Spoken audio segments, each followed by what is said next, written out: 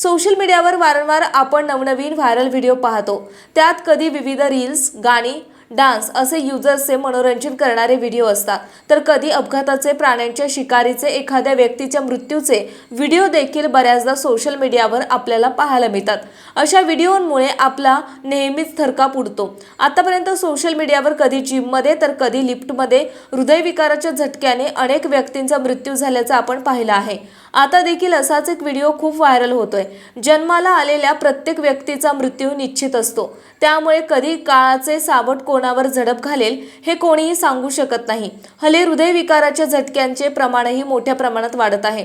हृदयविकाराच्या झटक्याने कधी भर असतात तर कधी लिफ्टमध्ये, जिममध्ये एक्सरसाइज करताना अनेकांचा मृत्यू होताना आपण पाहिला आहे। सध्या व्हायरल होत असलेल्या व्हिडिओमध्ये असंच काहीतरी पाहायला मिळतंय, जे पाहून अनेक जण अवाक झालेत। हा व्हायरल व्हिडिओ राजस्थान येथील जयपूरमधील असून येथील एका घरात सांस्कृतिक कार्यक्रमाचे आयोजन करण्यात आले होते। या व्हिडिओमध्ये तुम्ही पाहू शकता की सर्वांसमोर नाचत असलेल्या ट्रान्सजेंडर बरोबर एक शिक्षक देखील नाचण्यासाठी उभा राहतो। यावेळी नाचता नाचता अचानक तो शिक्षक जमिनीवर कोसळतो। सुरुवातीला बाजूला बसलेल्या लोकांच्या काही लक्षात येत नाही, पण नंतर त्या व्यक्तीची हालचाल पूर्णपणे बंद झाल्याचं कळतं।